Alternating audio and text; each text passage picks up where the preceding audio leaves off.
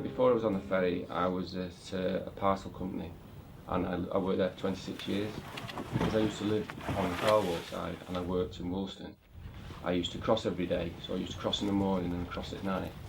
And the chap that used to take me across was Warrington. What happened was, I had two really bad accidents, and obviously my body was saying, "Oh, you've got to slow down." So I was talking to Derek, and he said, "Well, why don't you come onto the ferry and work with me? We'll work it together."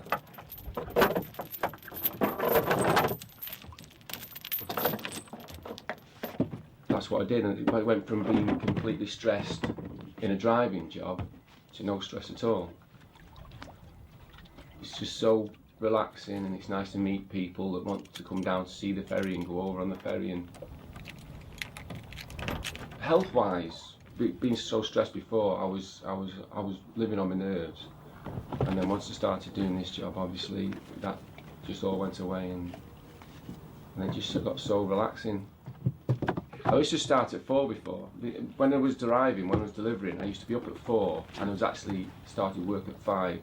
So as soon as I woke up, I'm working, I'm thinking about work, about delivery.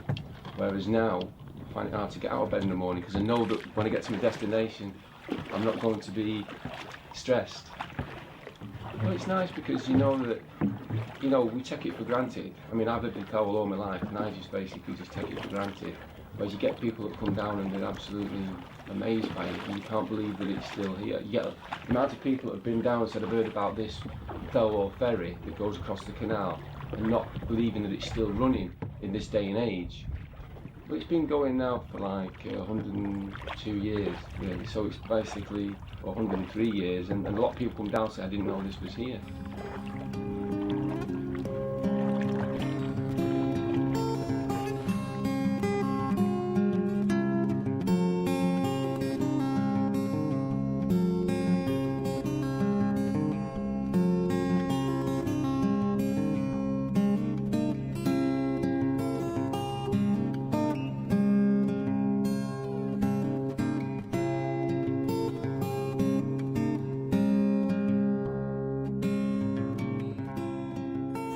Mainly now the people that use it are bird watchers, walkers. In the summer we get quite a lot of people that will come over, and what they do is they'll do a circuit and they'll incorporate the ferry. They'll get onto the ferry and go over to the side, and then they'll go round on the circuit.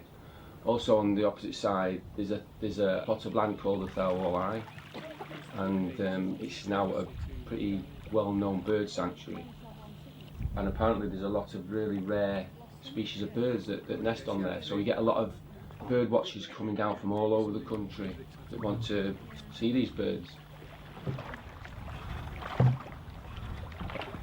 But this boat we've had about 2 years now. Gull from the back, just a single. It's come from somewhere else on the Manchester Canal, from another lock or something like that. Yeah, it's quite antique. There's no, we've got gas, but there's no electricity. So it can be quite bleak in the winter. And this here, Terence Jones Barmer, Thelwall ferryman, died in ferry boat on Wednesday the 4th of December 1974. So you got all these things that people have written on, just what ferrymen have written on over the years. Found sunk on January the 3rd, 1976.